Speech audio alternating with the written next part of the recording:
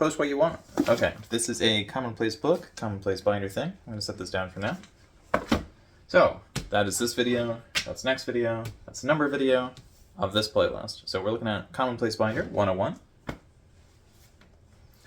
Post what you want. I guess that's what I'm doing. I'm just posting 100 videos on the subject because I don't really know what you guys want.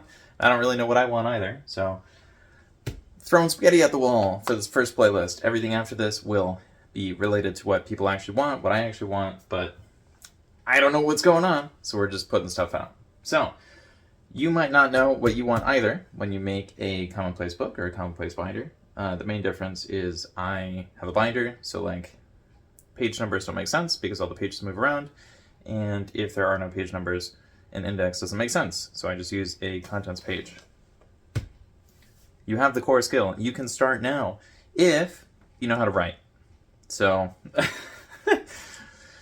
I don't mean like if you know how to write a fancy novel, which is 500,000 pages, you know, like, or 50,000 pages, or 50,000 words. That's the one I'm looking for. Yeah, you don't need to do anything that crazy. You just need to be able to write like 10 words a day. And if you can do that, you'll be fine. Open the book. So, if you have the book and you haven't gotten started, just open it up. And while it's open, you're going to look at it and you're going to be like, I could do something now that it's open, but you could also just close it. And so you'll just get in the practice of opening and closing the book, which is halfway there. Exercise the muscle. Yeah, so you're getting past that fear of opening the book in the first place. And then if you've opened it enough times, you'll be like, yeah, this is a normal book, and you'll just start writing in it. Unless you've been doing that for like 50 years, in which case, get another book. Because obviously that first one isn't going to work out. Add opinions. So I thought that said options at first. You do have the option to add opinions. So get a quote, make sure that you know where it came from, and then write what you thought about it underneath or off to the side. And then later on, you can do stuff with the stuff that you write below, because that's all your stuff. And congrats. If you save 10 quotes and you write a sentence about each quote, well, you just wrote 10 sentences. Good job. Check before you start. Yeah, so before you start working with the sentences you have, check to see that you didn't just copy the thing before, because then it would just be copied. So, yeah. Book name. What kind of name does the book have to have?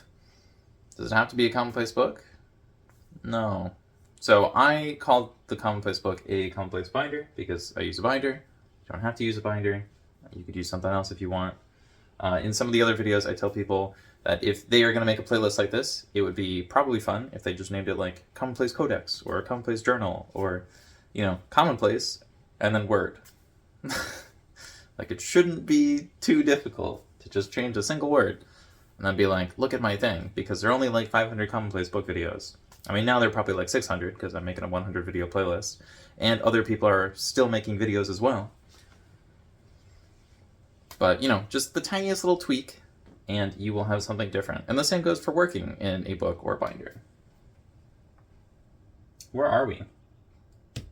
Page not found. It's more like note card not found. Where is it? I don't I don't know where it is.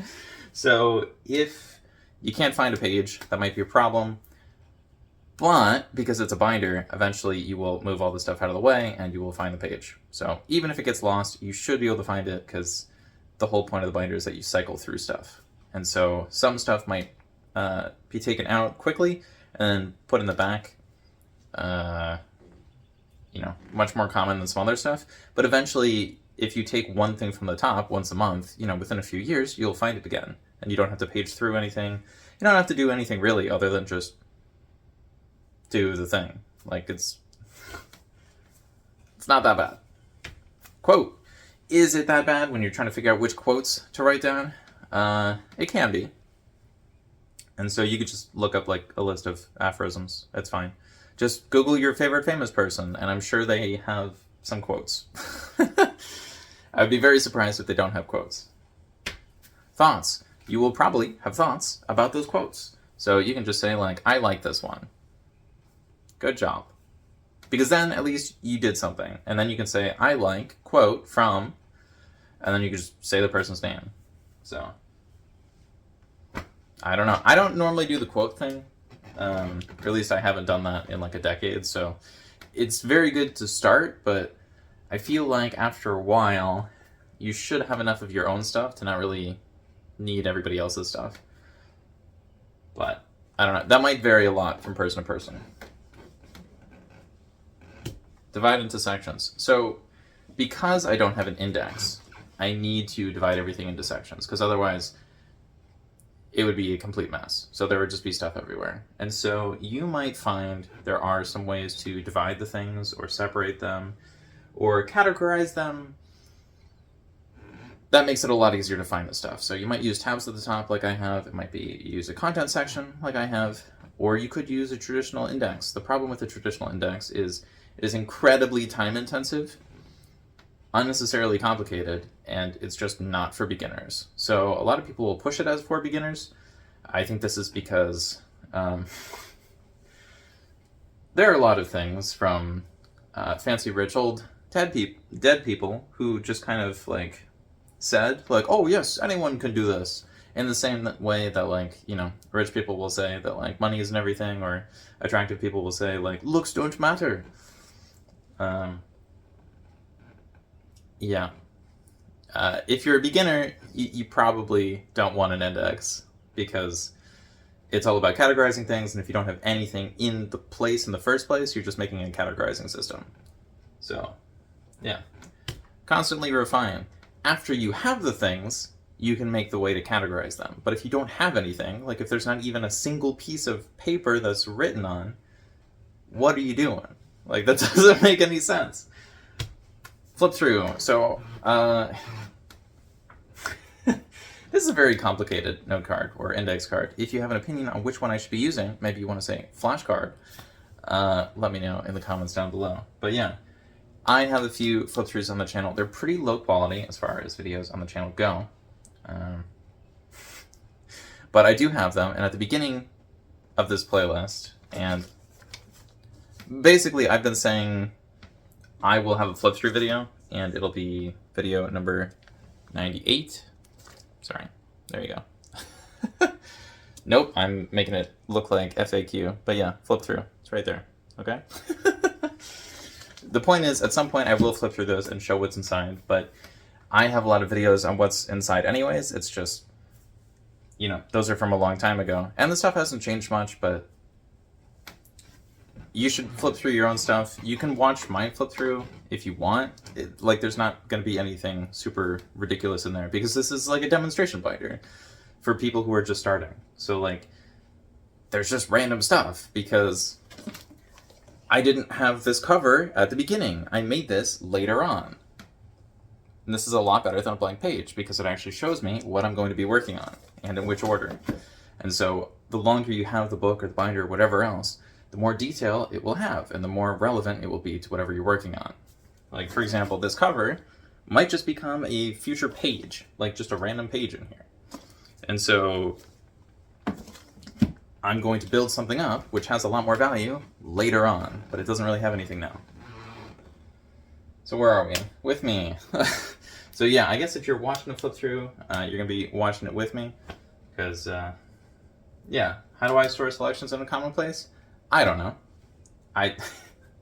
No, it's really easy. You just have a sheet of paper, write a title on it, write the same title in the content section, make sure your page has a little tab at the top and is hole punched in the same way that, you know, the rings are spaced, and then just put the thing in the back of the binder. Now, I say to put everything in the back of the binder because that way whatever your oldest stuff is will show up at the front, and so that way you're just confronted with your worst material.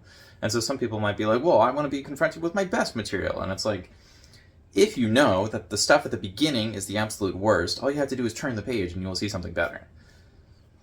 So it's also kind of a confidence booster, like, this is the worst I will ever be at the thing. Cool. Simply interested. So it might be that you write down stuff that has nothing to do with anything. You might be writing about how paint dries, and a lot of people might find that to be very boring.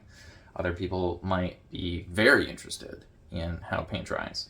But the point is, you don't have to pick something that everybody talks about. Like, you don't have to be like listing random famous people like Donald Trump, Taylor Swift. Like, you don't have to just like say all the names randomly. You just have to be interested in whatever you're looking at. So if you heard there was a tortoise that lived for a really long time and you want to read about tortoises, do that. Theoretically useful. Is it going to be useful to read about tortoises? Probably not. Although maybe you do a paper on Charles Darwin and you're like, ooh, he did something with tortoises, right? Or was that turtles?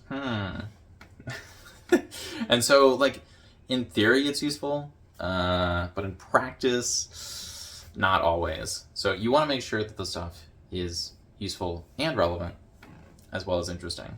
So there's no real way to tell what that is until you've done this for at least 100 pages, because, well, it's a new thing you're trying, so you're not necessarily going to know immediately what it is. But that doesn't mean you need to write like full blocks of text for 100 pages. That just means you just need 100 different thoughts. So if you have a sheet of paper, you write a random thought at the top of the page, slap that in the binder, that'll be fine. Now, I will say, if you have 100 different sections and you have a tab at the top of each page in the same location, you will kind of break the binder rings a little bit. So just make sure that if you are adding tabs, you move them around a little bit in a way that doesn't negatively impact the way the binder is set up. Wisdom. So that is the sort of wisdom you will learn or pick up after a long time of working on these binders. So it's not necessarily about how well you can efficiently categorize the things. Sometimes it's about how you can categorize them in a way where it won't break the binder itself. And there are other limitations, but we can get into those in another video. Favorite. What is my favorite thing about the binder? Or what is my favorite thing about how I store selections in a Commonplace? It's not actually really about storing them. It's about the printing aspect. And so I don't do this anymore because I didn't have easy access to a printer and I've been low on funds for a while. But the way to... Sorry, I'm just looking at these like, ooh, these are expensive. They're just normal colored note cards. I don't have a lot of extra money to work with. Yeah, but my favorite is printing the stuff, because then it's saved digitally as a document, and then it's printed. And so when it's printed, I get the fresh new paper, which is great, because I'm like, look at that, clean paper. And so because all of the stuff is already saved, I can be very casual and careless when it comes to just crossing things out. Like, I don't want this, I don't want that, I don't want... And then when I go back to update the original version on the computer, I might find, maybe I wasn't right about that. So I'm constantly checking all of my work. And it's also cool to print the stuff out, because then people are like, whoa, you've printed over 100 pages this year? Whoa, you've printed over 1,000 pages this year? You know, like whatever it happens to be. People are going to be like, whoa. And so you can print on one side of the page and then handwrite on the other side of the page. I'm just saying, there are a lot of different options. Maybe another favorite would be when a page has been used for a very long period of time, or it had a lot of material on it and it definitely got its usage. That actually comes from when I see pages that were flat, you know, because pages are normally flat, but they're like indentations in different parts because of all the writing that I've done on top. And so that's kind of cool. I don't really like when, you know, all the dust from the pencils gets on everything, or when the paper just gets old and breaks down. I don't like that. But when I can see that the page has been used and it's been useful and I can update it, that's really good. Journal. So am I gonna get a fancy journal to write about all of this? No, I'm just gonna keep everything in the same system. Because while one of the benefits of having a binder is that the stuff can get moved around, and I could put all this stuff into a journal, it's just not really something I feel like doing. I'll just put it into another binder. Like, that's fine. Or I'll just journal in my like intake valve, because basically before you put anything into a Commonplace book or a Commonplace binder, it's usually good to have a place where you just write down the thoughts immediately. And so after you write down the thoughts immediately, you can look through your original thoughts and go, oh, well, half of these are good. And so you save the half that were really good. Seasonal selection. So I did talk about the monthly binders in the previous video, I guess, because I don't see it here.